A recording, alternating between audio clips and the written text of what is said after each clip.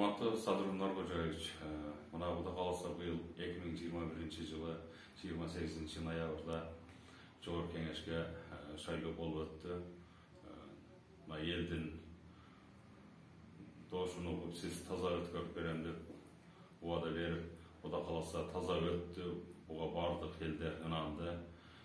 Анан бизде Төлөйкөн шайлоо округу боюнча номер 8 Төлөйкөн шайлоо округу боюнча депутатка талапкер Нурбек Алимбеков 18.800'den ашык голос топтоп элдин үмүтү менен Жогорку Кеңешке депутат болуп өттү.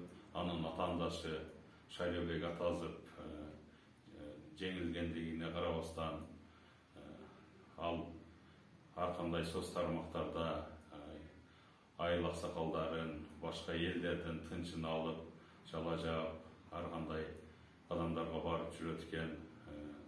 Айтып кете турган нерсе 23 ноябрь күнү саат 5 шамасында Шайлообек Атазов мага чалып, коркутуп, Нурбек Алимбековго иштеп атыпсың, Нурбек Алимбековду дагы, сенди дагы антем мынтем деп жаман уят сөздөр менен сөгүп, мага телефонумду прослушкага койдурам, балдарды жөнөтөм, сен менен сүйлөшөм деп угроза кылган.